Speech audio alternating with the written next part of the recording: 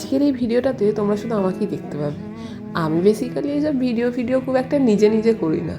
ও camera ধরে থাকলে আমি ওর পিছনে থাকি, এইভাবেই ব্লগ শ্যুট করি। কিন্তু আজকের ভিডিওটা আমার একা না, অন্য কিচ্ছু হয়নি। আসলে ব্যাপারটা যেটা হয়েছে, আমি গিয়েছিলাম মামা বাড়ি। আর চলো আজ সকলের সাথে তোমাদের ইন্ট্রোডিউস করি। এই যে পিঙ্ক কালারের শাড়ি পরে উনি হচ্ছেন আমার মা, পাশের জন্য আমার মাইমা, তার পাশে আমার দিদি। আর দিদি মানে হচ্ছে আমার মামার মেয়ে। সত্যি কথা বলতে ছোটো থেকে যখন মামা বাড়ি যেতাম, এরাই ছিল সবচেয়ে বড় সঙ্গী আমার। আর এটা হলো আমার দিদির মেয়ে সৃষ্টি। আসলে আমরা জল পড়তে এসেছিলাম, কারণ মন্দির প্রাঙ্গণে সবাই মিলে জল ঢালবে বলে। তো এখান থেকে জল নেওয়ার পর ওরও মনে হয়েছে না আমিও মাসিমণির সাথে জল ঢালবো।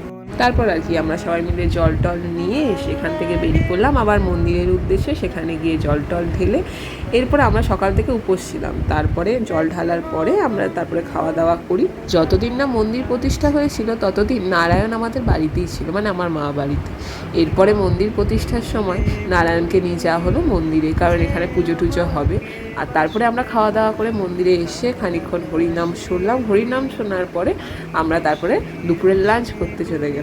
সত্যি কথা বলতে মাছ মাংস তো অনেক খাই, কিন্তু এই নিরামিষ ভোগ খাওয়ার মজাটাই আলাদা।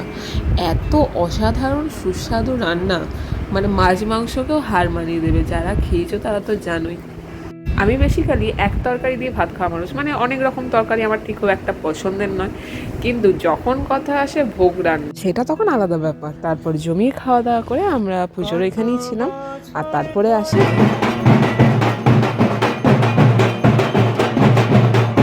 পুজো, আর তার সাথেই বাজনা।